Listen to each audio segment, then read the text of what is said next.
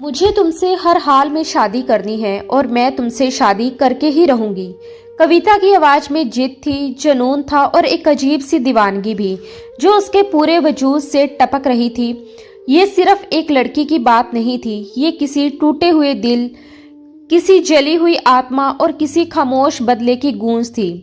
करण उसे हैरानी से देख रहा था, जैसे उसे अपनी आंखों पर यकीन ही ना हो पा रहा हो कि महज 19 साल की ये नाजुक सी लड़की इतनी बड़ी बात कहने की हिम्मत कैसे कर पा रही है।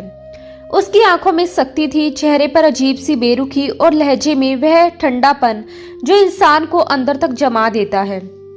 उसने धीरे धीरे उसकी तरफ कदम बढ़ाए, उसकी आंखों में आंखें डालकर देखा और डरावनी आवाज में बोला, दिमाग ठीक है तुम्हारा? अपनी उम्र देखी है कभी? तुम्हें सच में मेरी बीवी बनने का शौक है? उसके होठों पर हल्की सी मुस्कान थी, लेकिन उस मुस्कान के पीछे छुपी क्रूरता किसी जहरीले जानवर की तरह साफ झलक रही थी। तुम्हारी बहन तुमसे ज्यादा मजबूत थी, भरा पूरा शरीर था उसका, फिर भी मुझे झेल नहीं पाई। हनीमून ट्रिप पर ही टूट गई, बिखर गई, मर गई। तुम्हें क्या लगता है तुम मुझे सह पाओगी? वो उसे सिर से पैर तक घूर रहा था, जैसे किसी इंसान को नहीं, किसी चीज को देख रहा हो, जैसे उसकी कीमत लगा रहा हो, जैसे उसकी जांच कर रहा हो। कविता के चेहरे पर साफ लिखा हुआ था, माथे पर पसीने की बूंदें चमक रही थी, सांसें तेज थी, दिल जोर जोर से धड़क रहा था, हाथ हल्के हल्के कांप रहे थे, लेकिन फिर भी उसकी जुबान पर एक ही बात थी, एक ही वाक्य, एक ही जिद, मुझे आपसे शादी करनी है। ये मोहब्बत नहीं थी, ये कोई प्यार नहीं था, ये एक अंधी जिद थी, एक ऐसी जिद जो अंदर से उसे जला रही थी, जो उसे खुद के खिलाफ खड़ा कर रही थी। करण हल्का सा हंसा और बोला, क्यों अपनी नाजुक जान को खुद तबाही की तरफ धकेल रही हो? तुम्हारी बहन मेरी शिद्दतें नहीं सह पाई और तुम तो शायद एक ही रात में टूट जाओगी, बिखर जाओगी, खत्म हो जाओगी। क्या तुम्हें अपनी जिंदगी प्यारी नहीं है? क्या खुद से जरा भी प्यार नहीं करती? वो जानबूझकर उसे और डराने की कोशिश कर रहा था, उसकी रूह तक में खौफ उतार देना चाहता था। कविता ने आंखें बंद कर ली, उसके होठ बुरी तरह कांप रहे थे, गला सूख रहा था, आवाज जैसे दम तोड़ रही हो। फिर भी उसने बहुत धीमे कांपती हुई आवाज में कहा, मैं सह लूंगी। करण ने उसका मजाक उड़ाया, इन कांपते होठों के साथ, इस डरी हुई आवाज के साथ शरीर में ताकत भी है कुछ? सुनो लड़की, मैं करण सहगल हूँ, शेर हूँ मैं, अपने आप को मुसीबत में मत झोंको। दीवानगी तुम नहीं झेल पाओगी, अपनी छोटी सी जान पर रहमत खा लो। वो उसकी आंखों के डर को देखकर और ज्यादा बेरहम होता जा रहा था, जैसे उसे तोड़ने में ही उसे मजा आ रहा हो। कविता की आंखें अब भी बंद थी, पसीना लगातार बह रहा था, दिल जैसे सीने से बाहर निकल आएगा। करण ने धीरे से अपनी उंगली उसके माथे पर फिराई, फिर उंगली खिसकाकर उसके कांपते होठों पर रख दी। कविता ने सांस रोक ली थी, जैसे एक पल में उसकी पूरी दुनिया थम गई हो। करण की गर्म सांसें उसके चेहरे से टकरा रही थी, उसकी रूह तक को जला रही थी। एज यू विश कविता, अगर तुम्हें मरने का इतना ही शौक है तो मोस्ट वेलकम, मेरे करीब आने का एक्सपीरियंस भी ले लो। उसकी आवाज रूखी और जहरीली थी। फिर अचानक उसने सवाल किया, लेकिन तुम्हारे घर वाले? एक बेटी तो मेरे कारण खो चुके हैं, क्या सच में मान जाएंगे वो? कविता बहुत धीमे बोली, मैं मना लूंगी। कुछ पल की भारी खामोशी के बाद करण ने कहा, ठीक है, फिर मुझे कॉल करके बता देना कि मैं कब रिश्ता भेजूं। ठीक है, कहकर कविता तेजी से पीछे हटी और उसके ऑफिस के कमरे से बाहर निकल आई। कमरे का एसी 16 डिग्री पर था, लेकिन उसका पूरा शरीर पसीने से भीग चुका था। दिल जोर जोर से धड़क रहा था, आंखों में नमी थी, सांसें बेकाबू थी। वो जानबूझकर खुद को उस इंसान के हवाले करने जा रही थी जिसे वो राक्षस मानती थी, जिसने उसकी बहन पर जरा भी दया नहीं की थी, जिसने उसकी बहन की जिंदगी छीन ली थी। उसे नहीं पता था कि उसका अंजाम क्या होगा, उसके साथ क्या होगा, वो किस अंधेरे, किस तबाही और किस दर्द की दुनिया में कदम रख रही है। वो नाजुक सी, मासूम सी, चंचल सी लड़की थी और वो आदमी चट्टान जैसा सख्त, पत्थर जैसा ठंडा, खूंखार और निर्दयी था। उसके जरा से करीब आने से ही उसका पूरा वजूद कांप उठा था और उसके साथ अकेले होने का ख्याल उसके खून को जमा रहा था। फिर भी वो अपनी जिद पर अड़ी हुई थी। उसे घर जाकर एक और जंग लड़नी थी, अपने माँ बाप को मनाने की, जो करण को उसकी बहन शालू का हत्यारा मानते थे। वह तो करण की शक्ल तक देखने को तैयार नहीं थे। ऐसे में छोटी बेटी की शादी उससे करना तो नामुमकिन सी बात थी।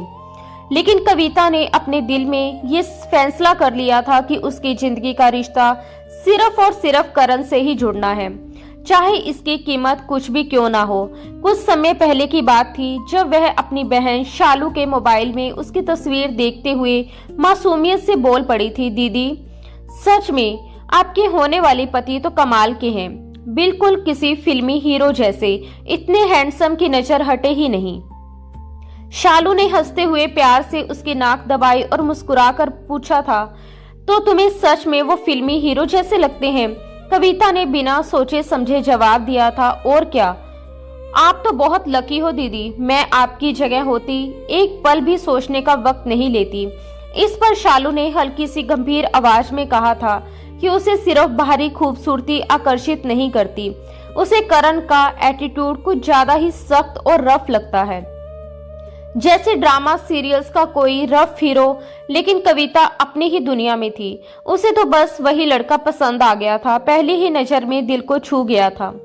वह हंसते हुए कहती रही कि लड़कियां ऐसे ही लड़कों पर मरती हैं, और कसम से जब उसकी शादी का वक्त आएगा तो वह भी बिल्कुल करण जैसा ही दूल्हा चाहेगी।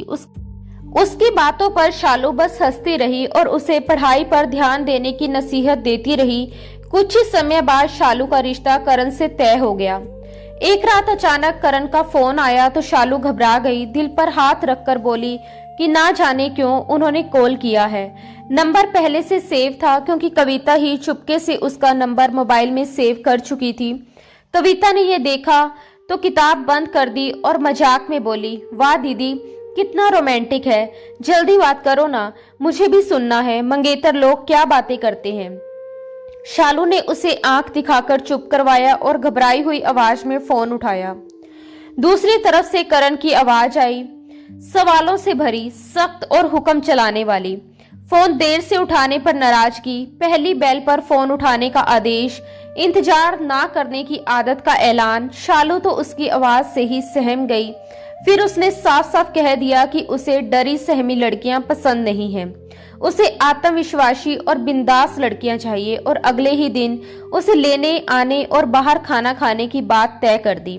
बिना उसकी राय जाने जब शालू ने हिम्मत करके कहा कि वह ऐसी लड़की नहीं है और उसे ये सब पसंद नहीं, तो करण का रवैया और सख्त हो गया।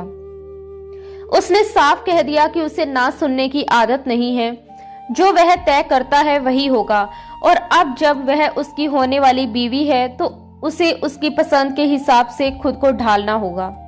पहली ही कॉल ने शालू को अंदर से हिला दिया था, लेकिन नया रिश्ता होने की वजह से वह कोई बवाल नहीं चाहती थी, इसलिए अगले दिन वह उसके साथ चली भी गई। मगर जब वह वापस लौटी तो बिल्कुल बदली हुई थी, खामोश, उदास, बूझी बुझी सी। कविता बार बार पूछती रही कि क्या हुआ, पहली मुलाकात कैसी रही, करण से क्या बातें हुई, लेकिन शालू चुप रही, कुछ नहीं बोली। कविता को लगा वह शर्म की वजह से नहीं बता रही, मगर उसकी आंखों की नमी कुछ और ही कहानी कह रही थी।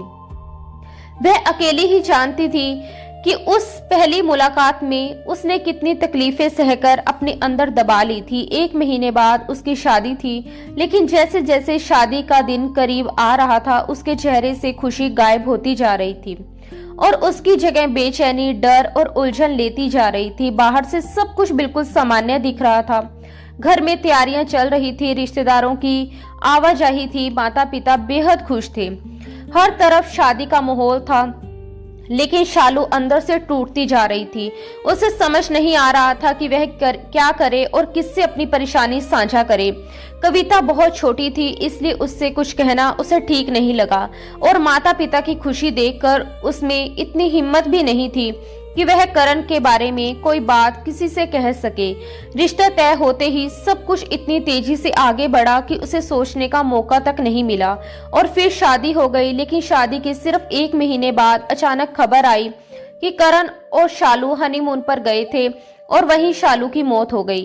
कहा गया कि वह रात को बिल्कुल ठीक सोई थी, लेकिन सुबह उठी ही नहीं। ना कोई बीमारी थी, ना कोई परेशानी, ना कोई साफ वजह, बस अचानक मौत। ये खबर कविता और पूरे परिवार पर क़यामत बनकर टूटी। घर में चीख पुकार मच गई, मातम छा गया। कविता रो रो कर बेसुध हो गई और उसकी माँ बार बार बेहोश होने लगी। किसी को समझ नहीं आ रहा था कि ये सब कैसे और क्यों हुआ। जब करण शालू की लाश के साथ वापस लौटा तो हर तरफ हाहाकार मच गया। वह भी रो रहा था, टूटा हुआ दिख रहा था और बाहर से देखने पर लगता था कि उसे भी गहरा सदमा लगा है। लेकिन कविता उसे अजीब नजरों से देख रही थी। उसे उस रोने में भी कुछ बनावटी सा महसूस हो रहा था। समय धीरे धीरे आगे बढ़ने लगा। शालू को गुजरे हुए 2 महीने भी पूरे नहीं हुए थे कि एक दिन कविता अचानक करण के ऑफिस पहुंच गई। रिसेप्शन पर जाकर उसने कहा कि उसे करण से मिलना है। रिसेप्शनिस्ट ने बताया कि वह बिजी है, लेकिन कविता ने जिद करके कहा कि उनसे जाकर कहिए कि कविता आई है और उनसे यही मिलना चाहती है। अंदर करण फाइलें देख रहा था। कॉल आने पर उसने झुंझलाकर कहा कि उसे ऑफिस आने की क्या जरूरत थी, फोन पर बात कर लेती। लेकिन जब रिसेप्शनिस्ट ने बताया कि वह जिद कर रही है तो उसने मिलने की इजाजत दे दी। करण को जरा भी अंदाजा नहीं था कि जिसे वह अब तक एक बच्ची समझता रहा है, वही लड़की उसकी सोच और उसके होश उड़ाने आई है।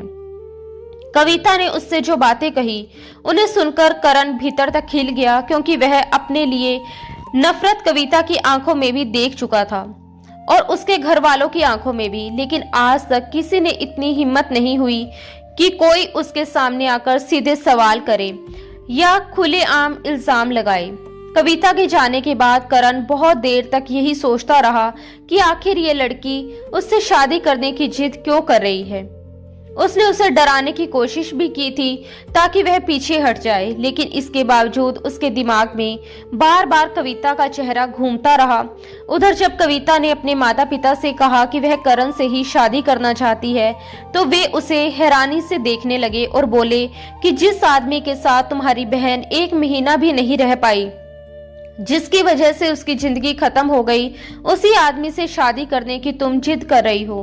कविता ने बेहद शांत लेकिन पक्के लहजे में कह दिया कि वह शादी सिर्फ करण से ही करेगी। उसकी मां ने सख्ती से मना किया और कहा कि वह ऐसा कभी नहीं चाहेगी। कविता ने नरम लेकिन अड़िग आवाज में जवाब दिया, मम्मी आप मेरी बात समझने की कोशिश कीजिए।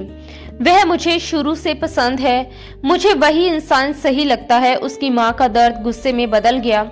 वह बोली, तुम्हारी बहन हनीमून पर गई और वापस जिंदा नहीं लौटी और तुम उसी आदमी से रिश्ता जोड़ना चाहती हो जिस पर हमें शक है कि कहीं उसी ने हमारी बेटी की जान तो नहीं ली।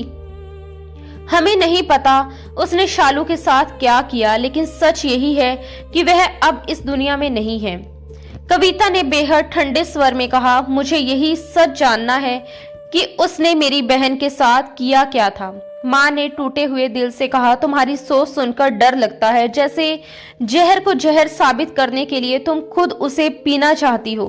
कविता ने बिना डरे जवाब दिया, हाँ यही समझ लीजिए।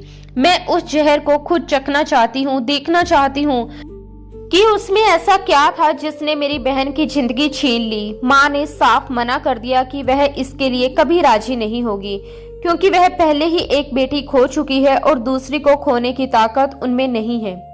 लेकिन कविता पीछे हटने वालों में से नहीं थी। वह लगातार अपनी बात पर अड़ी रही और यहाँ तक कह दिया कि अगर उसकी शादी करण से नहीं हुई तो वह खुद अपनी जान दे देगी। ये सुनकर माता पिता घबरा गए।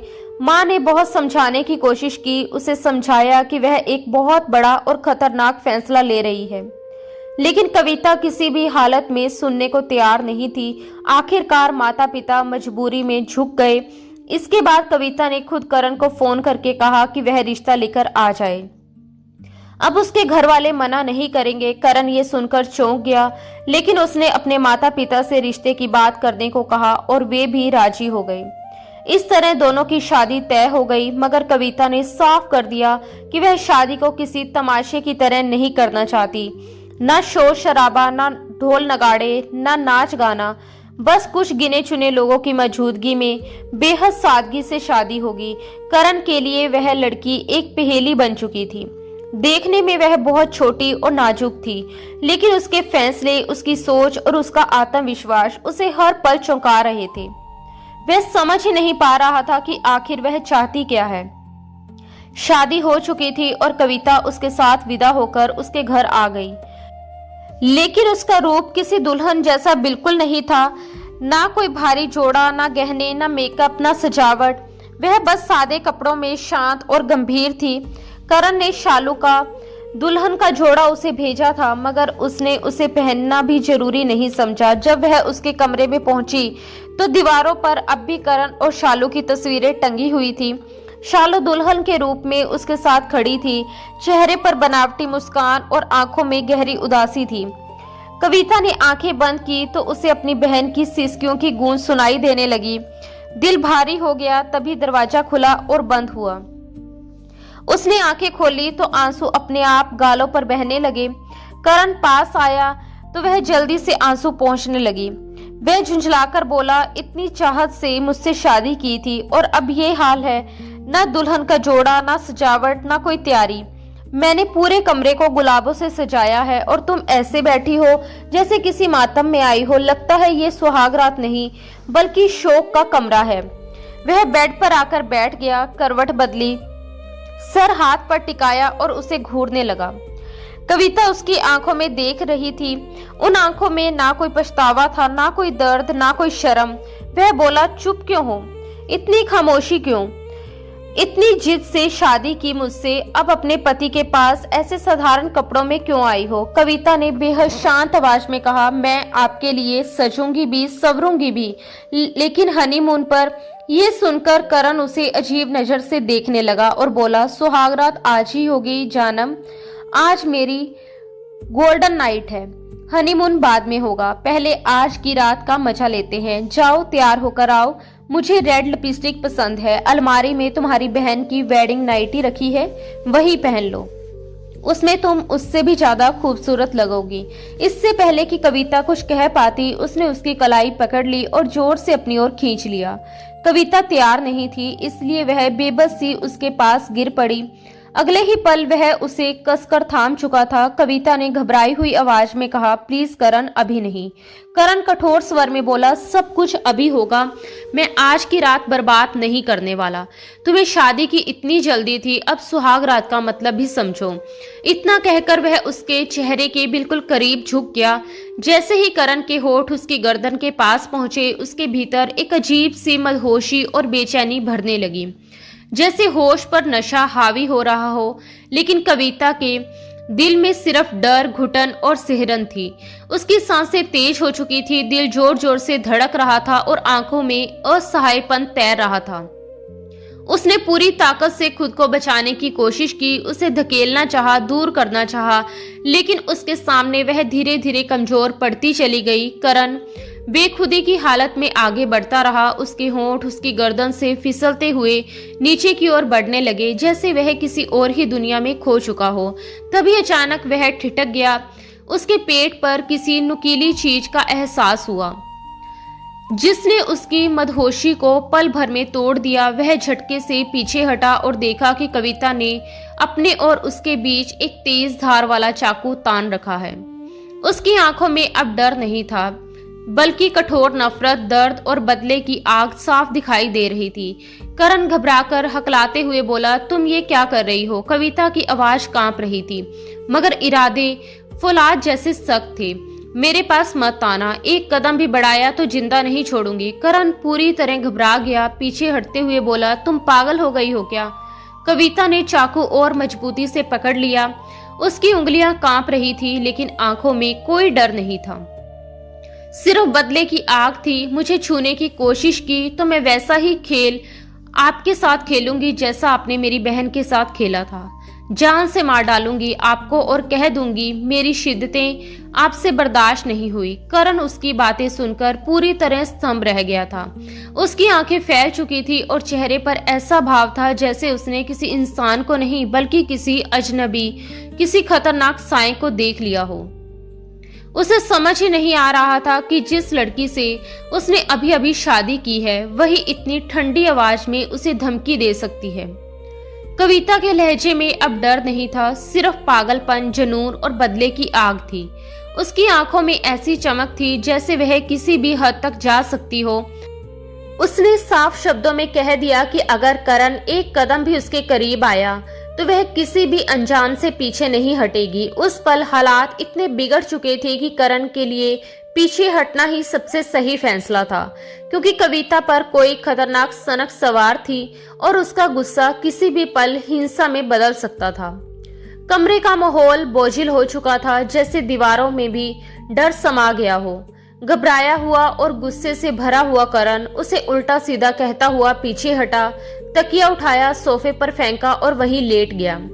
हाथ में चाकू कसकर थामे हुए कविता बेड पर पड़ी रही। उसने आंखें बंद कर ली, लेकिन नींद उससे कोसों दूर थी। दिल जोर जोर से धड़क रहा था और दिमाग में सिर्फ एक ही डर घूम रहा था कि कहीं वह नींद में बेखबर ना हो जाए और करण मौका पाकर उस पर हमला ना कर दे। वह हर पल चौकन्नी रही, जब तक उसे पूरा यकीन नहीं हो गया कि करण गहरी नींद में सो चुका है। कमरे में उसके हल्के खराटों की आवाज गूंज रही थी, लेकिन कविता के जहन में कोई और ही शोर था। उसके मन में सिर्फ एक ही मकसद था, अपनी बहन की मौत का सच जानना। उसे पूरा भरोसा था कि जो कहानी सबको बताई गई थी वह अधूरी थी, झूठ से भरी थी। जरूर कोई साजिश थी, कोई छुपी हुई सच्चाई थी जिसे अब तक छुपाया गया था। वह किसी भी कीमत पर सबूत चाहती थी ताकि साबित कर सके कि करण ही कसूरवार है। वह उस आदमी को सजा दिलाना चाहती थी जिसकी वजह से उसकी बहन हमेशा के लिए इस दुनिया से चली गई। इसी जुनून में उसने अपनी जिंदगी दांव पर लगा दी थी। उसी आदमी से शादी कर दी थी जिसे वह अपने दिल में अपराधी मान चुकी थी। वही आदमी जिसने सबको बस यही बताया था कि हनीमून पर अचानक तबीयत बिगड़ी और अस्पताल पहुंचने से पहले ही सब खत्म हो गया। लेकिन कविता जानती थी कि कहानी इतनी सीधी नहीं हो सकती। पोस्टमार्टम की बात आते ही करण का घबरा जाना, उसका विरोध करना, उसकी बेचैनी, सब कुछ उसे शक की तरफ ले जाता था। उसे लगता था कि वह किसी बड़े सच से डर रहा है, किसी ऐसी सच्चाई से जो सामने आ गई तो उसका सब कुछ खत्म हो जाएगा। कविता इन्हीं गहरी सोचों में डूबी रही। कब आंख लग गई उसे खुद पता नहीं चला। सुबह वह करण के उठने से पहले ही जाग चुकी थी। उसने चुपचाप उठकर कपड़े बदले, खुद को संभाला और अपने पास रखे छोटे तेज धार वाले चाकू को बेल्ट से अपने पेट पर बांध लिया ताकि हर पल वह खुद को सुरक्षित महसूस कर सके। कपड़ों के नीचे वह बेल्ट और चाकू छुपा हुआ था, लेकिन उसे एक अजीब सा भरोसा देता था कि वह अकेली नहीं है, बेबस नहीं है। कमरे से निकलते समय उसने एक नजर सोफे पर सोए हुए करण पर डाली। उसके चेहरे पर अब कोई तनाव नहीं था, जैसे रात की घटना उसके लिए बस एक झगड़ा भर हो। जब करण की आंख खुली तब तक कमरा खाली हो चुका था। आंख खुलते ही उसे रात वाली घटना याद आई। उसने मन ही मन सोच लिया था कि वह इस सरफरी लड़की का दिमाग तो ठीक करके रहेगा। करण अच्छी तरह जानता था कि कविता यूं ही उसकी जिंदगी में नहीं आई है, बल्कि किसी सोची समझी साजिश के तहत उसकी पत्नी बनी है। वह समझ चुका था कि जो सच वह जानना चाहती है वह किसी भी कीमत पर उसे नहीं बता सकता। जिंदा रहते तो बिल्कुल नहीं, और मरकर भी नहीं। वह उसे उस सच्चाई की हवा तक नहीं लगने देना चाहता था। ये सिर्फ पति पत्नी का रिश्ता नहीं था, बल्कि दो दिमागों के बीच चल रही एक खामोश जंग थी, जिसमें दोनों अपने अपने हथियारों के साथ आमने सामने खड़े थे। करण उठकर अलमारी के पास गया, कपड़े निकाले, नहा धोकर बाहर आया तो देखा कि कविता उसकी माँ के साथ डाइनिंग टेबल पर बैठी है। पहली बार उसने कविता को इस तरह देखा। उसके लंबे घने बाल गीले थे, जिनमें पानी की बूंदें टपक रही थी, और वह साधारण कपड़ों में भी अलग ही चमक रही थी। औरत के लंबे बाल करण की सबसे बड़ी कमजोरी थे। वह हमेशा से ही लंबे बालों का दीवाना रहा था। उसकी पहली पत्नी शालू के बाल तो बस कंधों से थोड़ा नीचे तक ही थे, लेकिन कविता के बाल उसकी पीठ तक जाते हुए किसी रेशमी लहर की तरह लग रहे थे। वह कुछ पल तक बस उसे देखता ही रह गया, जैसे नजरें हटाने की ताकत ही ना बची हो। फिर उसके पास वाली खाली कुर्सी खींचकर बैठ गया। करीब से देखने पर उसे एहसास हुआ कि कविता अपनी बहन से कई ज्यादा खूबसूरत है। चेहरे की बनावट, आंखों की गहराई, व्यक्तित्व में एक अलग ही कशिश थी। मगर कविता पूरी तरह अपनी सास से बातों में मगन थी। जैसे उसके सामने बैठा आदमी उसके लिए मौजूद ही ना हो।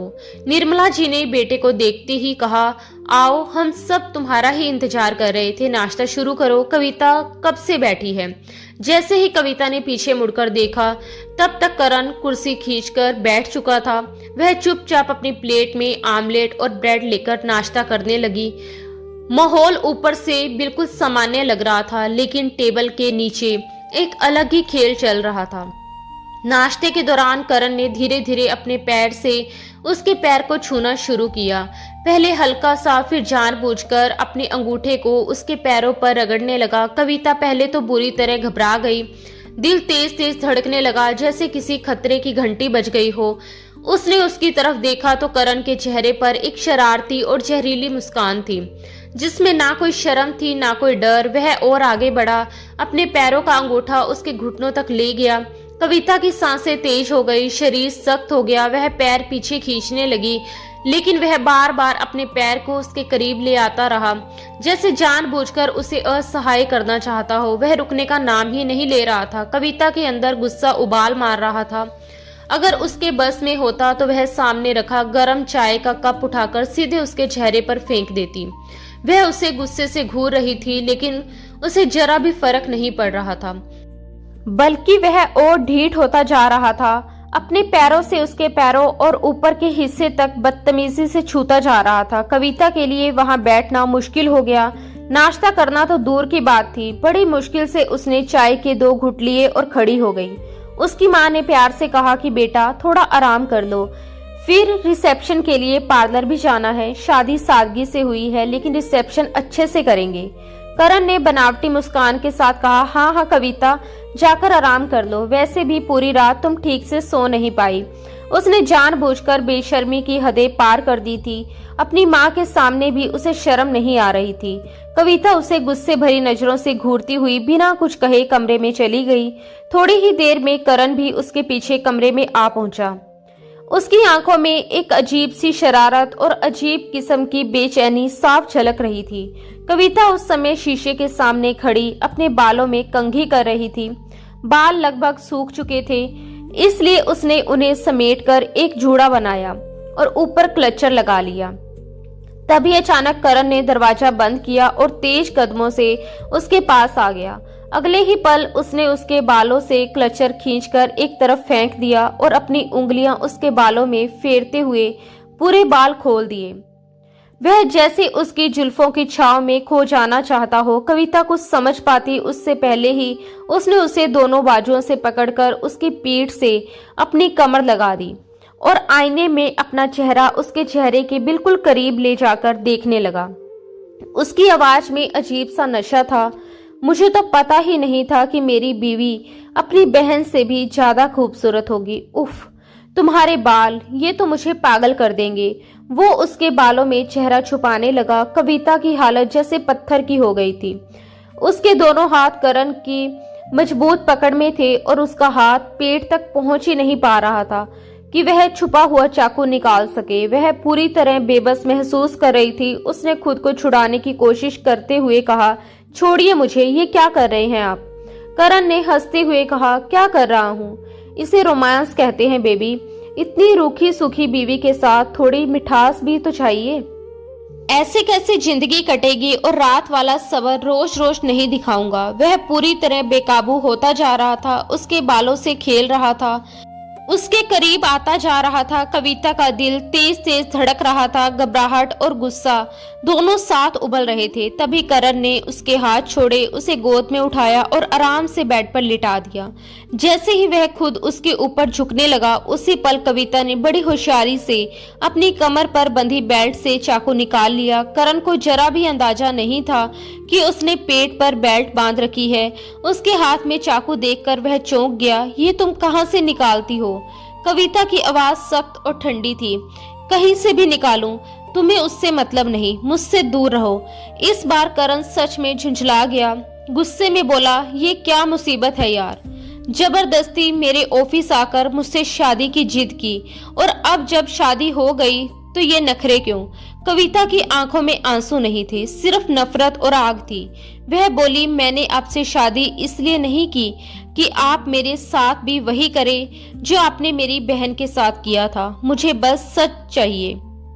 ये बताइए कि आपने मेरी बहन के साथ क्या किया और उसका पोस्टमार्टम क्यों नहीं होने दिया, ताकि आपकी सच्चाई सामने ना आ जाए। मैं आपके मुंह से सच सुनना चाहती हूँ। अगर आपने मेरी दीदी को मारा है तो याद रखिए, मैं आपको छोड़ूंगी नहीं। आपको जेल की सलाखों के पीछे भिजवाकर ही दम लूंगी। जज्बातों में बहकर कविता ने जो कुछ भी दिल में दबा रखा था वह सब ही एक बार में कह डाला। करण पूरी शांति से उसकी बातें सुनता रहा। चेहरे पर एक ठंडी मुस्कान उभर आई। फिर उसने धीमे लेकिन जहरीले लहजे में कहा, ओह, तो यही जानना चाहती हो कि मैंने पोस्टमार्टम क्यों नहीं होने दिया? जाने मन, ये राज मैं यूं जुबान से नहीं खोलूंगा। अगर सच में जानने की इतनी ही बेचैनी है कि तुम्हारी बहन कैसे मरी, तो चाकू छोड़कर मेरी बाहों में आओ, फिर करके दिखाऊंगा तुम्हें।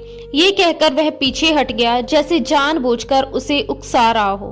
कविता के शरीर से बंधी उस बेल्ट में सिर्फ चाकू ही नहीं, एक छोटा सा रिकॉर्डर भी छुपा हुआ था, ताकि अगर वह कभी जज्बातों में आकर सच उगल दे तो हर शब्द सबूत बन जाए। वह यहाँ सिर्फ पत्नी बनकर नहीं आई थी, वह सबूत इकट्ठा करने आई थी। करण अब भी नहीं समझ पा रहा था कि वह चाकू आखिर वह कहाँ छुपाती है। ये लड़की उसके लिए एक पहेली बन चुकी थी, इसलिए उसने फिलहाल कमरे से बाहर जाना ही बेहतर समझा। लेकिन उसका दिमाग कविता में ही उलझा रहा।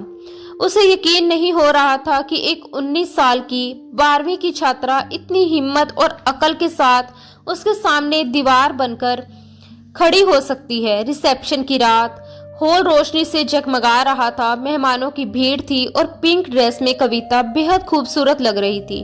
कुछ पलों तक करण बस उसे देखता ही रह गया, लेकिन कविता को उसकी नजरों में सिर्फ गंदगी और हवस दिख रही थी। अपनी बहन के कातिल के साथ एक ही छत के नीचे रहना, एक ही कमरे में सांस लेना उसके लिए जहर पीने जैसा था। मगर वह खुद को संभाले हुए थी। उसे बस एक सच चाहिए था, एक कबूलनामा, ताकि वह उसे पुलिस के हवाले कर सके। रात गहरी होती गई, दोनों की आंखों में नींद नहीं थी। करण का दिल बेचैन था। वह इंतजार कर रहा था कि कविता सो जाए और वह सबसे पहले उस चाकू को ढूंढे जो उनके बीच दीवार बन चुका था। उसे लगा शायद वह सो गई है, मगर कविता की नींद हल्की थी। जरा सी आहट पर आंख खुल जाती थी। चुपके से वह सोफे से उठा, बेड के पास आया, धीरे धीरे तकिए के नीचे हाथ डाला, मगर वहां कुछ नहीं मिला। उसका माथा ठनक गया। अगर यहाँ नहीं है तो आखिर है कहाँ? उसकी नजर कविता के चेहरे पर पड़ी। बालों की कुछ लटें उसके चेहरे पर बिखरी हुई थी। दिल में एक तीव्र चाह उभरी, हक मेरा है और लटे आजाद। वह उसके पास बैठ गया, उंगलियों से बाल हटाए उसके चेहरे को देखने लगा। होठों की नजाकत देखकर बेचैनी और बढ़ गई। उसके दिमाग में एक ही ख्याल था, अगर हाथ जकड़ लूं तो चाकू नहीं निकाल पाऊंगी। ऐसी सोच के साथ उसने झटके से उसके दोनों हाथ पकड़कर बेड से दबा दिया। इसी दौरान कविता की आंख खुल गई। खुद को बेबस देखकर और करण की आंखों में दीवानगी देखकर वह बुरी तरह से डर गई। उसने कहा, छोड़ो मुझे। वो बोला, नहीं, बहुत पागल कर लिया है तुमने मुझे। वो विनती करने लगी, करण मेरे हाथ छोड़ो प्लीज। लेकिन उसकी नजरें सिर्फ उसके होठों की तरफ थी। उसने अपने भीतर उठ रहे बेकाबू जज्बातों को बिल्कुल भी रोकने की कोशिश नहीं की। वह धीरे धीरे कविता के चेहरे के पास झुका और उसके होठों पर अपने होठ रख दिए। मगर ये जुनून या दरिंदगी नहीं थी, बल्कि अजीब सा ठंडा अधिकार जताने वाला प्यार था, जैसे वह बिना हिंसा के भी अपना हक साबित करना चाहता हो। कविता बार बार अपना चेहरा पीछे करती रही, कभी दाईं ओर मोड़ लेती तो कभी बाईं ओर। हर तरफ से उसकी कोशिश को नाकाम करने की कोशिश करती रही, लेकिन करण रुकने वाला नहीं था। उसने जैसे तय कर लिया था कि वह उसे ये जता कर रहेगा कि उसके होठों पर सिर्फ उसी का अधिकार है। कविता की आंखों से लगातार आंसू बह रहे थे। उसकी आंखों में गुस्सा, नफरत और बेबसी एक साथ भरी हुई थी, मगर करण की हर हरकत में सिर्फ एक अजीब सा ठहराव और ठंडा सा प्यार था। करीब आधे घंटे तक वह बस उसी तरह उसके होठों से अपनी बेचैनी मिटाता रहा, जैसे अपनी प्यास बुझा रहा हो। फिर अचानक उसने उसे छोड़ दिया और पीछे हट गया। लेकिन अगले ही पल कविता ने अपने पेट से कमीज हटाई, बेल्ट में बंधे हुए चाकू को बाहर निकाला और गुस्से में चीखते हुए बोली, तुम होते कौन हो मेरे साथ ये सब करने वाले? I hate you. इतना कहते ही उसने उसी चाकू से अपने ही होठों पर कट लगा लिया और उन्हें जख्मी कर दिया। उसकी दीवानगी और पागलपन को देखकर करण के होश उड़कर रह गए। कविता के इस खौफनाक कदम ने करण को पूरी तरह से हिलाकर रख दिया था। उसके होठों से बहता हुआ खून देखकर वह सन्न रह गया और घबराकर बोला, कविता ये तुमने क्या कर लिया? लेकिन कविता ने कांपते हाथों में चाकू उसकी तरफ तान दिया। आंखों में आग, आवाज में जहर भरा हुआ था। पीछे हट जाओ, मैं तुमसे नफरत करती हूँ। अगर तुमने जबरदस्ती मुझे छुआ, अगर मुझ पर अपना हक जताने की कोशिश की, तो मैं अपने साथ यही करूंगी, बार बार करूंगी। वह सचमुच गुस्से और दर्द के जुनून में पागल सी लग रही थी। करण के चेहरे पर अफसोस और सदमे के भाव साफ थे। उसे बिल्कुल अंदाजा नहीं था कि ये लड़की खुद को इस हद तक नुकसान पहुंचा सकती है। उसने अपने जबड़े कसकर भींचे, गुस्से को दबाते हुए भारी आवाज में कहा, नहीं करूंगा, कुछ भी नहीं करूंगा तुम्हारे साथ।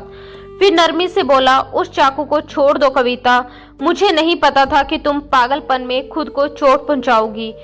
वह पूरी तरह टूट सा गया था। उसके होठ से लगातार खून टपक रहा था। उसने कांपते हाथों से अपना दुपट्टा उठाकर होठों पर रख लिया। आंखों में आंसू बह रहे थे। पहली बार करण को उस लड़की पर दया आई जो जानबूझकर खुद को तकलीफ दे रही थी। वह धीरे से बोला, कविता जो तुम कह रही हो वो ठीक नहीं है। मेरे बारे में शायद तुम्हें कोई बहुत बड़ी गलतफहमी है।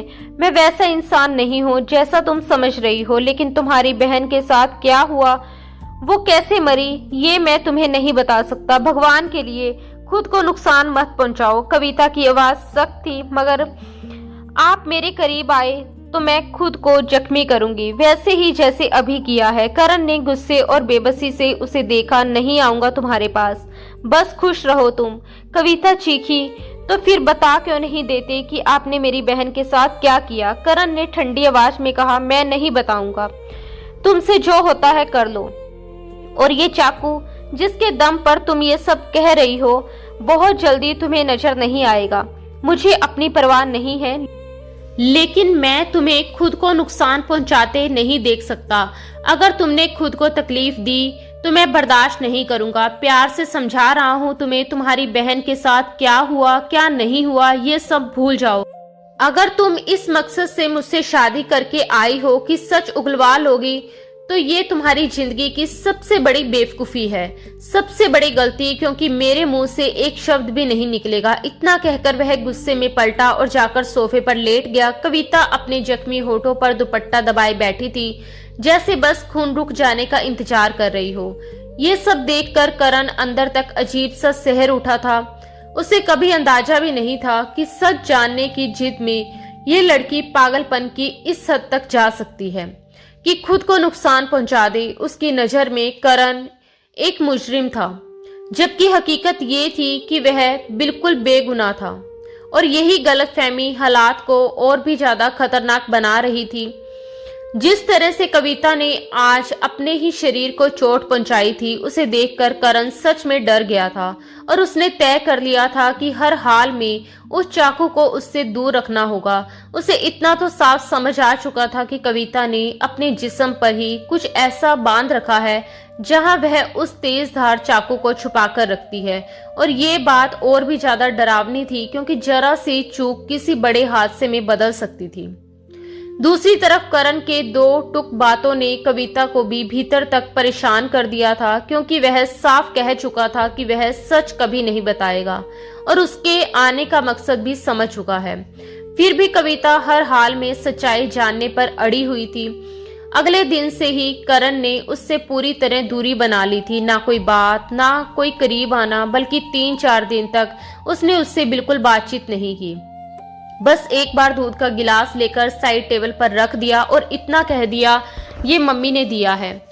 और जब कविता ने साफ कह दिया कि वह दूध नहीं पीती, तो उसने ठंडे लहजे में जवाब दिया, नहीं पीना तो फेंक दो, या जाकर मेरी माँ को मना कर दो, जिन्हें तुम्हारी सेहत की बहुत फिक्र रहती है। जब करण की माँ ने कविता के जख्मी होठ देखकर वजह पूछी, तो वह चुप रही और सिर्फ करण को देखती रही। जिससे उनकी माँ को यही लगा कि शायद ये सब उसी की हरकत है। करण अपनी माँ से क्या कहता कि ये सब इस लड़की ने खुद अपने साथ किया है। इसलिए वह चुपचाप सारी डांट फटकार सुनता रहा, बिना कविता पर कोई इल्जाम लगाए, और बात वहीं खत्म कर दी। जब कविता ने दूध के गिलास को हाथ तक नहीं लगाया तो करण ने सख्त लहजे में कहा, देखो, खाने पीने की चीज को बेइज्जती मत करो, पीना है तो पियो वरना मम्मी को वापस कर दो। करण की माँ जितनी शिद्दत से कविता का ख्याल रख रही थी, उतनी ही कविता की हिम्मत नहीं हो पा रही थी कि वह जाकर उनके हाथ में दूध का गिलास वापस थमा दे। इसलिए उसने बिना कुछ कहे चुपचाप दूध पी लिया। उसके होठ पूरी तरह जख्मी थे, दर्द की वजह से वह ठीक से कुछ खा पी भी नहीं पा रही थी। इसलिए मजबूरी में उसने दूध पीना ही बेहतर समझा और फिर थकी हुई सी बेड पर जाकर लेट गई। करण ये बात अच्छी तरह जानता था कि कविता से खाना नहीं खाया जा रहा, इसलिए उसने जानबूझकर अपनी माँ का नाम लेकर दूध साइड टेबल पर रख दिया था, क्योंकि उसे पता था कि माँ का हवाला देकर तो वह मना नहीं कर पाएगी। और ठीक वैसा ही हुआ, लेकिन वह सिर्फ दूध नहीं था। करण ने उससे नींद की गोलियां भी मिला दी थी ताकि वह गहरी नींद में चली जाए और वह उस खतरनाक चाकू को हमेशा के लिए उससे दूर कर सके। कुछ ही देर में कविता गहरी नींद में सो गई। जब करण उसके करीब आया तो उसने उसकी कमीज को धीरे से ऊपर किया तो उसके पेट पर एक चौड़ी सी बेल्ट बंधी हुई दिखाई दी, जिस पर बड़ी सावधानी से वह तेजधार चाकू छुपाकर रखा गया था। उसने बेहद संभल कर चाकू निकाल लिया और देखा कि उस पर प्लास्टिक का कवर चढ़ा हुआ था, यानी वह पूरी तरह सुरक्षित था। सीधे तौर पर कविता को नुकसान नहीं पहुंचा सकता था, लेकिन उसी पल उसकी नजर एक छोटे से रिकॉर्डर पर भी पड़ी। जैसे ही उसने रिकॉर्डर ऑन किया तो उसके और कविता के बीच हुई सारी बातचीत उसमें रिकॉर्ड मिली। उसी एक पल में सब कुछ साफ हो गया। वह यहाँ उसके साथ जिंदगी गुजारने नहीं आई थी, बल्कि उसके खिलाफ सबूत इकट्ठा करने आई थी। उसे किसी भी तरह मुजरिम साबित करके पुलिस के हवाले करने के इरादे से आई थी। अब करण के हाथ में चाकू और रिकॉर्डर दोनों थे और कविता बेखबर गहरी नींद में डूबी हुई थी। उसने बेहद संभल कर दोनों चीजें अपने पास ली, लेकिन बेल्ट को वहीं रहने दिया जैसे कुछ हुआ ही ना हो। फिर बड़ी सावधानी से उसने कविता की कमीज ठीक की ताकि किसी तरह की हलचल का कोई निशान ना दिखे, और दोनों चीजें उस सीक्रेट लॉकर में छुपा दी, जिसके बारे में कविता दूर दूर तक कुछ नहीं जानती थी, क्योंकि वह लॉकर अलमारी में नहीं बल्कि दीवार के भीतर बनाया गया था और उसके सामने करण और शालू की शादी की तस्वीरें लगी हुई थी, जो उस जगह को पूरी तरह से साधारण बना देती थी। सुबह जब कविता की आंख खुली तो उसका सर भारी था, जैसे दिमाग पर कोई बोझ रखा हो।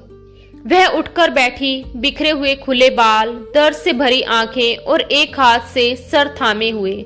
जैसे ही उसकी नजर बगल में पड़ी तो उसका दिल जैसे उछलकर गले में आ गया। करण उसके पास गहरी नींद में सो रहा था। घबराहट ने उसे अंदर तक हिला दिया। बालों की हालत देखकर डर और भी ज्यादा बढ़ गया, और इससे पहले कि वह उठने की कोशिश करती, करण की आंख खुल गई। हल्की सी मुस्कान के साथ उसने कहा, गुड मॉर्निंग, कैसी हो? नींद पूरी हुई? कविता के शब्दों में घबराहट और गुस्सा दोनों थे। आप यहाँ क्या कर रहे हैं? करण लापरवाही से बोला, सो रहा था। अब क्या सोने में भी रोक है? कविता का लहजा सख्त हो गया। आपने दूध में कुछ मिलाया था, वरना मेरी नींद इतनी गहरी कभी नहीं होती। करण ने बिना झिझक मान लिया, हाँ, मजबूरी थी, मिलाना पड़ा। तुम्हारे ये खुले बाल मुझे पागल कर देते हैं, बस मन था कि इन्हें छू लूं, इतना हक तो बनता है। ये सुनते ही कविता का चेहरा गुस्से से तप गया। वह तड़प कर बोली, आप भूल रहे हैं कि आपकी इस हिम्मत का जवाब क्या मिला था। ये कहकर वह उठी और साइड टेबल, ड्रेसिंग टेबल की दराजें खोलने लगी और कैंची खोजने लगी, लेकिन इस बार कुछ नहीं मिला, क्योंकि करण पहले ही ऐसी हर चीज हटा चुका था जिससे वह खुद को नुकसान पहुंचा सके। करण खड़ा हुआ, उसके पास आया, हाथ पकड़कर अपनी तरफ खींच लिया। कविता कांपती आवाज में बोली, छोड़ो मुझे, वरना मैं खुद को खत्म कर लूंगी। करण की आवाज धीमी लेकिन खतरनाक थी। मुझे तुम्हारे बालों से इश्क है, अगर एक भी बाल काटा तो याद रखना पूरी रात मेरी जिद झेलनी पड़ेगी। मैं एक पल का रहम नहीं करूंगा। ये कहकर उसने हाथ छोड़ दिया, अलमारी से कपड़े निकाले और वॉशरूम चला गया। तैयार होकर बाहर आया तो कविता चुपचाप बैठी नाश्ता कर रही थी। करण ने भी बिना कुछ कहे नाश्ता किया और ऑफिस निकल गया, लेकिन जाते जाते अपनी माँ से साफ कह गया कि कविता को ना बाहर जाने दें और ना उसे कैंची या छुरी जैसी कोई चीज दें, क्योंकि वह मानसिक रूप से परेशान है और ऐसी चीजें हाथ लगते ही खुद को नुकसान पहुंचा लेती है। ये सुनकर उसकी माँ घबरा गई। उन्हें कविता के जख्मी होठ भी याद आ गए। फिलहाल कविता अभी तक इस बात से अनजान थी कि उसकी बेल्ट में ना तो चाकू है और ना ही रिकॉर्डर। रात को जब करण घर लौटा तो कविता अब भी कमरे में ही थी, क्योंकि उसकी सास ने खुद किचन में खड़े होकर बावर्ची से खाना बनवाया था और उसे किसी काम को हाथ तक नहीं लगाने दिया था। जैसे ही करण कमरे में आया, कविता उसे देखते ही उठ खड़ी हुई। आंखों में गुस्सा, दर्द और जिद की आग थी। वह टूटे हुए मगर तीखे लहजे में बोली, मुझे सच बताते क्यों नहीं कि तुमने मेरी बहन के साथ क्या किया था। करण ने जानबूझकर उसे मानसिक रूप से तोड़ने वाले अंदाज में कहा, इजाजत दे दो तो बता दूं, मैं तो खुद भी बेचैन हूँ। वही सब दोहराने के लिए जो कभी शालू के साथ किया था, लेकिन वो सह नहीं पाई और उसकी आंखों में एक अजीब सी क्रूर शरारत चमक उठी। फिर वह लापरवाही से अपना वॉलेट, गाड़ी की चाबी, सब कुछ साइड टेबल के ड्रॉर में रखता हुआ शर्ट की आस्तीनों के बटन खोलने लगा और हुक्म देने वाले लहजे में बोला, मेरे कपड़े निकाल दो, मैं शावर लेकर आ रहा हूँ। कविता का गुस्सा फूट पड़ा। उसकी आवाज कांपते हुए भी सख्त थी, मैं तुम्हारी नौकरानी नहीं हूँ, अपने काम खुद करो। ये कहकर वह सामने सोफे पर जाकर बैठ गई। उसके दिल में सिर्फ एक ही आग जल रही थी। इस शादी से उसे कुछ नहीं मिला, न सुकून, न सच, न कोई जवाब। उसे अब तक नहीं पता था कि शालू के साथ इस आदमी ने आखिर किया क्या था। करण ने चिढ़कर कहा, बहुत हो गई तुम्हारी जिद। मेरी बीवी होने के नाते मेरे सारे काम तुम्हारी जिम्मेदारी हैं। प्यार से समझा रहा हूँ, मेरे प्यार का गलत फायदा मत उठाओ। मैं शावर लेने जा रहा हूँ, कपड़े निकाल कर रख देना, वरना ऐसे ही बाहर आ जाऊंगा। ये कहकर वह बाथरूम में चला गया, लेकिन कविता ने उसके कपड़े निकालने की बजाय कमरे से ही बाहर निकल जाना बेहतर समझा। उसके दिमाग में बस एक ही बात घूम रही थी, ये खुद को समझता क्या है। मैं इसकी नौकर नहीं हूँ, मुझे इसके साथ जिंदगी नहीं गुजारनी। मुझे सिर्फ सच चाहिए। मेरी बहन के साथ इसने क्या किया था, बस यही जानना है। वह बेबसी और हताशा की आखिरी हद पर थी। समझ नहीं पा रही थी कि क्या करे और क्या ना करे, क्योंकि अभी तक उसके हाथ कोई ऐसा सुराग नहीं लगा था जिससे वह उसे मुजरिम साबित कर सके। काफी देर तक करण दरवाजे पर दस्तक देता रहा कि कविता उसके कपड़े दे दे, लेकिन कमरे के अंदर पूरी खामोशी थी। इसलिए जब वह कमरे में आया तो कमरा खाली था। गुस्से से उसने अपने कपड़े बदले और बाहर आया। चुपचाप से खाना खाने के बाद कमरे में आकर बेड पर बैठकर लैपटॉप पर काम करने लगा। कविता को अच्छी तरह पता था कि जब तक करण बेड पर बैठकर लैपटॉप पर काम करता रहेगा, उसकी आंखों में नींद आने वाली नहीं है। इसलिए जैसे ही वह कमरे में लौटी और उसे बेड पर टिक लगाकर काम करते हुए देखा, तो सीधे बिना किसी लाग लपेट के कह दिया, आप सोफे पर जाकर बैठ जाइए, मुझे सोना है। उसकी आवाज में थकान भी थी और मजबूरी भी, मगर करण की भौहें तुरंत सुंगड़ गई। उसकी आंखों में अकड़ और अहंकार उतर आया। वह ठंडे, सख्त और तानों से भरे लहजे में बोला, मैं तुम्हारा नौकर नहीं हूँ, ना कोई गुलाम कि तुम हुक्म चलाओ। कमरा मेरा है, बेड मेरा है और ये घर भी मेरा है। जहां दिल चाहेगा वहीं बैठूंगा। उसके शब्दों में सिर्फ अधिकार नहीं बल्कि सत्ता का नशा भी था। कविता ने कोई बहस नहीं की, बस गहरी सांस ली और चुपचाप सोफे पर जाकर लेट गई। सोफे के पीछे खिड़की थी और बाहर अचानक तेज तूफानी बारिश शुरू हो चुकी थी। बादलों की भयानक गरज, बिजली की चमक और हवा की सनसनाहट से कविता को बचपन से ही डर लगता था। वह बार बार कांपते हाथों से कभी पर्दा ठीक करती, कभी डर के मारे आंखें बंद कर लेती। उसका चेहरा सफेद पड़ चुका था, होंठ सूख रहे थे, सांसें तेज चल रही थी। उसके बदले हुए हाव भाव देखकर करण समझ गया कि उसे बारिश से डर लग रहा है। रात का 1 बज चुका था। कमरे में अजीब सी बेचैनी फैली हुई थी। करण ने धीरे से लैपटॉप बंद किया, उठकर सोफे के पास आया और अचानक खिड़की के पर्दे हटा दिए। बाहर चमकती बिजली की रोशनी और बादलों की डरावनी गर्जना सीधे कविता के चेहरे पर पड़ी। वह घबराकर उठकर बैठ गई, आवाज कांप रही थी। ये पर्दे क्यों हटाए आपने? करण ने नकली हैरानी और नाटकीय अंदाज में आंखें फाड़ते हुए कहा। क्यों, डर लग रहा है तुम्हें? जैसे किसी की कमजोरी पकड़कर उस पर वार करने का मजा ले रहा हो। कविता ने झूठी हिम्मत दिखाते हुए सिर हिलाया। नहीं, मुझे डर नहीं लग रहा। करण ने हल्की मुस्कान के साथ कहा। तो फिर इतना खूबसूरत नजारा है, ऐसे नजारों पर पर्दे क्यों डाले हैं? इन्हें तो खुलकर देखना चाहिए। वह उठकर बेड की तरफ बढ़ ही रही थी कि अचानक करण ने उसकी कलाई कसकर पकड़ ली। उसकी पकड़ में अजीब सी ताकत और जिद थी। वह झुककर उसके पास आया और धीमी आवाज में बोला, कभी बारिश में नहाई हो तुम? कविता घबराकर बोली, नहीं, मुझे ऐसा कोई शौक नहीं है। करण मुस्कुराया। उसकी मुस्कान में अजीब सी शरारत थी। मुझे बहुत शौक है। फिर उसकी आंखों में सीधे देखते हुए बोला, जानना चाहती हो उस रात मेरे और शालू के बीच क्या हुआ था? ये सुनते ही कविता का दिल जोर से धड़क उठा। उसके अंदर का डर एक पल को पीछे हट गया और जिज्ञासा, दर्द और सवाल आगे आ गई। उसने उसकी आंखों में देखते हुए कहा कि हाँ, बताइए क्या हुआ था। बस यही सुनते ही करण ने उसकी कलाई को और कसकर पकड़ लिया और उसे लगभग घसीटते हुए कमरे से बाहर ले गया। सीधे लॉन्च में होते हुए बाहर के दरवाजे तक दरवाजा खोला और जबरदस्ती उसे तेज बारिश में लॉन में खींच लाया, जहां मूसलाधार बारिश हो रही थी। हवा चीख रही थी, बिजली चमक रही थी।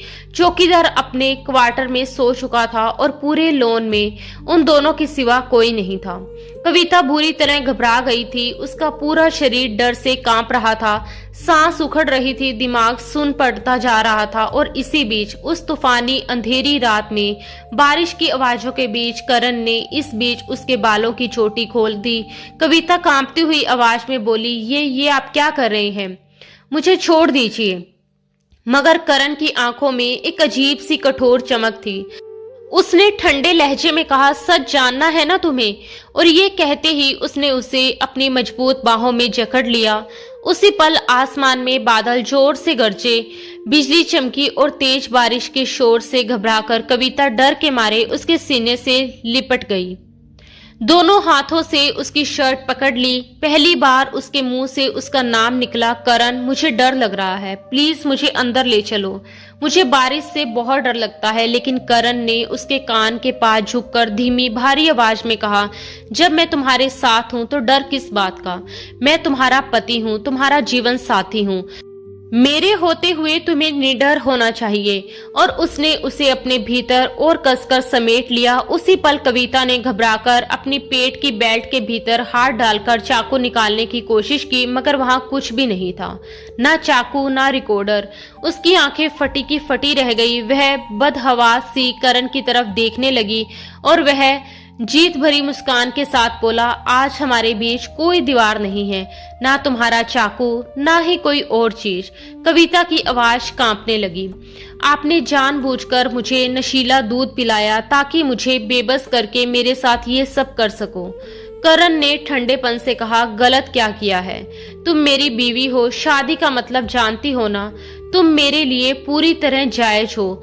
जब चाहूं जहां चाहूं मैं अपना हक जता सकता हूं। तुमने खुद मुझसे शादी करने की जिद की थी। कविता ने रोते हुए कहा, आप मेरा मकसद जानते हैं, आपने मेरी बहन को मार डाला। ये सुनकर करण ने उसे और कसकर अपने करीब खींचा। उसकी गीली जुल्फों को हटाकर उसके कान में बेहद धीरे से फुसफुसाया, हाँ, मैंने मारा था। अगले ही पल उसने कविता को बाहों में उठा लिया और तेज कदमों से कमरे की तरफ बढ़ गया, जबकि कविता की आंखें सुन रह गई। उसके कानों में वही शब्द गूंज रहे थे, हाँ, मैंने मारा था। यही वो सच था जिसके लिए उसने अपनी जिंदगी दांव पर लगाई थी। मगर जिस अंदाज में ये सच सामने आया था, उस पर उसका दिल यकीन करने से इनकार कर रहा था। करण ने उसे बेड पर लिटाया, खुद उसके ऊपर झुक आया। बाहर अब भी बारिश लगातार बरस रही थी। कविता समझ चुकी थी कि अब उसे रोक पाना नामुमकिन है। उसने कांपती आवाज में कहना चाहा, अगर तुमने मेरे साथ जबरदस्ती की। उसकी बात पूरी होने से पहले ही करण ने उसके होठों को अपने होठों से सील कर दिया। फिर कुछ समय के बाद करण ने ठंडे लहजे में कहा, मैंने उसके साथ कुछ नहीं किया, लेकिन सच तुम्हें तब बताऊंगा जब तुम पूरी तरह मेरी हो जाओगी। अभी मुझे इस बारिश का मजा लेना है। ये कहते हुए उसने उसे अपने सीने से जकड़ लिया और उसके कानों में धीमी आवाज में अपनी बेचैनी, अपनी इच्छाएं और अपनी हवस उड़ेलने लगा। जबकि कविता बार बार खुद को उससे छुड़ाने की कोशिश करती रही, मगर इस पल वह पूरी तरह बेबस थी। न उसके पास कोई ताकत थी, न कोई हथियार, न कोई रास्ता। पहली बार उसे अपनी शादी का फैसला एक भावुक, बचकाना और आत्मघाती कदम लगने लगा। वह टूटती हुई आवाज में सिसकती हुए बोली, मैं सुबह खुद को खत्म कर दूंगी। और करण ने बेरहमी से हंसकर कहा, मार डालना, बिल्कुल अपनी बहन की तरह। मेरा क्या जाता है, मैं किसी तीसरी से शादी कर लूंगा। ये सुनते ही कविता के अंदर गुस्से की आग भड़क उठी। उसकी आंखों में नफरत उतर आई। वह चीख कर बोली, आप इंसान नहीं हैं, आप जल्लाद हैं। करण ने बेशर्मी से जवाब दिया, हाँ मैं जल्लाद हूँ और आज तुम्हें दिखाऊंगा कि मैं कितना खतरनाक जल्लाद हूँ। तेज बरसती बारिश के बीच वह उसे जबरन गोद में उठाकर पहले लॉन में ले गया, फिर कमरे तक घसीट लाया, बेड पर पटक दिया और घूमकर दरवाजा बंद कर दिया। मगर जैसे ही वह उसकी तरफ बढ़ा, कविता फुर्ती से बेड के दूसरी ओर खड़ी हो गई। करण झुंझलाकर बोला, देखो मुझे परेशान मत करो। वह पूरी ताकत से चीख पड़ी, आप धोखेबाज हैं, चीटर हैं, मुझे नहीं रहना आपके साथ। करण गुस्से और मजबूरी के मिले जुले लहजे में बोला कि ये शादी तुमने अपनी मर्जी से की थी, अब मुझसे अलग रहने का सवाल ही नहीं उठता। ये कहते हुए वह उसकी तरफ बढ़ा तो कविता घबराकर पीछे हटी और दीवार से जा लगी। उसके दोनों हाथ दीवार पर टिके थे, जैसे उसने उसके भागने के सारे रास्ते बंद कर दिए हों। लेकिन कविता फूट फूट कर रो पड़ी और कांपती आवाज में बोली कि तुम मेरी बहन के कातिल हो। ये सुनते ही करण का चेहरा एकदम शांत हो गया। उसकी आवाज में पहली बार कठोरता नहीं बल्कि थकान और गंभीर सच्चाई उतर आई। उसने कहा कि उसने शालू के साथ कुछ भी गलत नहीं किया। सच ये था कि शालू किसी और से प्यार करती थी, दिल से किसी और को चाहती थी, लेकिन घर वालों के दबाव में उसने उससे रिश्ता जोड़ लिया था। जब पहली बार वह उसे रेस्टोरेंट में मिलने बुलाया तो शादी के कार्ड तक छप चुके थे और रिश्ता तय हो चुका था। वही शालू ने उसे सच बताया था कि वह किसी और को चाहती है, मगर उसके पास पीछे हटने का कोई रास्ता नहीं था, क्योंकि ये उसके खानदान की इज्जत का सवाल बन चुका था। उसने कहा कि उसने शालू को कभी हाथ तक नहीं लगाया। हनीमून की जगह भी शालू ने खुद चुनी थी, क्योंकि वही वह लड़का रहता था जिससे वह प्यार करती थी। उसने बहुत समझाया था कि पहले उसे उस लड़के से मिलने दे, क्योंकि कई लड़के प्यार के नाम पर सिर्फ धोखा देते हैं, और अगर वह लड़का सच में शालू के लायक हुआ तो वह खुद उसे तलाक देकर उसकी शादी उसी से करवा देगा। लेकिन शालू जिद्दी थी। उस रात वह उसी लड़के के पास गई जिसने उसे बुरी तरह तोड़ दिया, उसके साथ हैवानियत की और उसकी हालत ऐसी कर दी कि जब वह होटल के कमरे तक लौटी तो दरवाजे पर दस्तक देते ही बेहोश होकर गिर पड़ी। वह उसे अस्पताल लेकर गया, लेकिन डॉक्टरों ने हाथ खड़े कर दिए। मरने से पहले शालू ने उससे वादा लिया था कि वह उसके घर वालों को पूरी सच्चाई नहीं बताएगा, ताकि मरने के बाद लोग उसकी बदनामी ना करें, और वह आज तक वह वादा निभा रहा है। उसने गहरी सांस लेकर कहा कि पोस्टमार्टम इसीलिए नहीं होने दिया क्योंकि जो कुछ उसके साथ हुआ था उसके लिए दुनिया उसे ही जिम्मेदार ठहराती और सारा इल्जाम उसी पर आता। फिर उसने थके हुए स्वर में कहा कि अगर तुम्हें मेरी बात पर भरोसा है तो मेरे साथ एक पत्नी की तरह रहो, और अगर तुम्हें लगता है कि मैं झूठ बोल रहा हूँ तो फैसला तुम्हारे हाथ में है। तुम चाहो तो मुझे चाहो तो उसे छोड़ सकती हो। अगर तुम्हें सच में लगता है तुम्हारी बहन का कातिल है तो मैं तुम्हें भी आजाद कर देगा। लेकिन कविता, मैं तुमसे प्यार करने लगा हूँ, इसलिए स्वार्थी होकर फैसला मत करना। करण की बातें कविता के दिल दिमाग में किसी तूफान की तरह घूमने लगी और उसे अचानक शालू की आखिरी कॉल याद आ गई।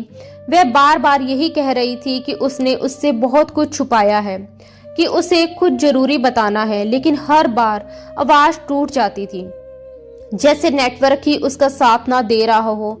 शब्द अधूरे रह जाते और बात पूरी होने से पहले ही कॉल कट जाती। अब सोचकर उसे साफ महसूस होने लगा कि शालू भीतर ही भीतर किसी गहरे दर्द से जूझ रही थी।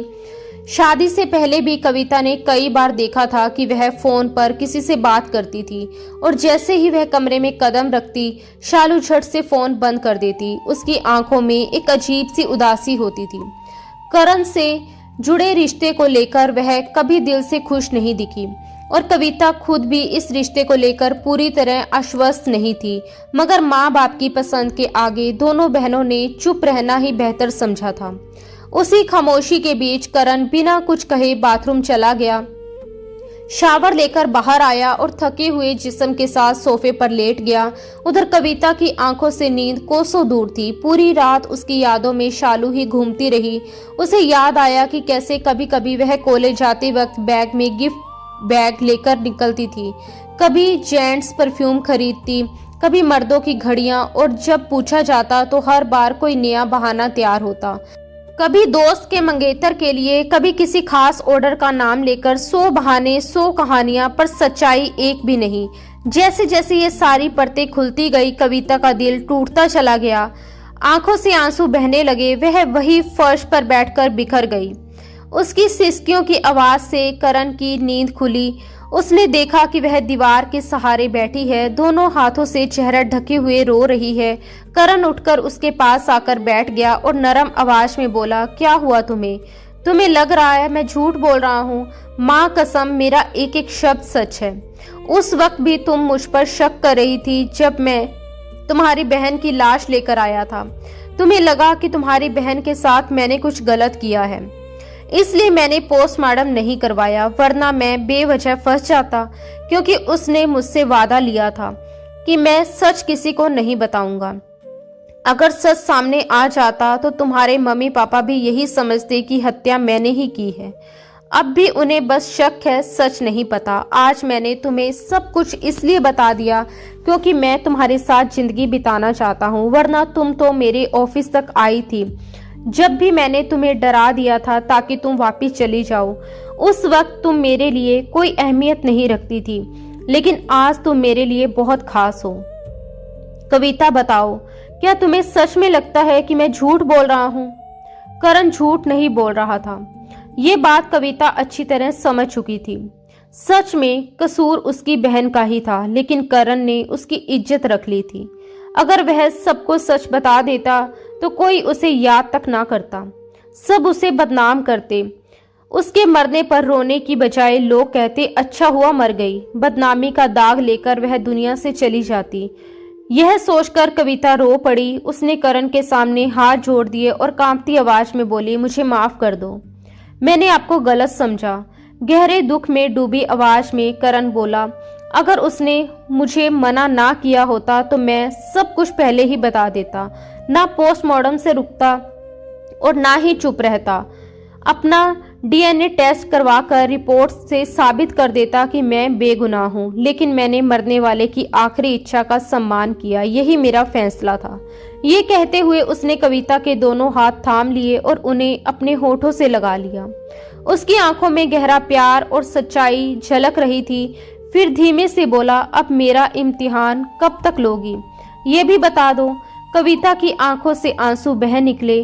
उसने भी उसके दोनों हाथ पकड़कर रोते हुए अपने होठों से लगा दिए और कांपती आवाज में बोली, आप बहुत अच्छे इंसान हैं, मैंने आपको समझने में बहुत बड़ी गलती कर दी। ये कहते हुए वह उसके और करीब आ गई। दोनों के दिल एक दूसरे से जुड़ चुके थे और शालू कैसी थी, ये राज हमेशा के लिए उन्हीं दोनों के दिलों में दफन होकर रह गया। दोस्तों, उम्मीद है कि आपको हमारी कहानी जरूर पसंद आई होगी। अगर कहानी अच्छी लगी हो तो वीडियो को लाइक करें। अगर आप चैनल पर नए हैं तो सब्सक्राइब करना ना भूलें, और हाँ, अगली अपडेट सबसे पहले पाने के लिए नोटिफिकेशन बेल जरूर दबाएं ताकि कोई भी नई कहानी आपसे मिस ना हो जाए। धन्यवाद दोस्तों, राधे राधे।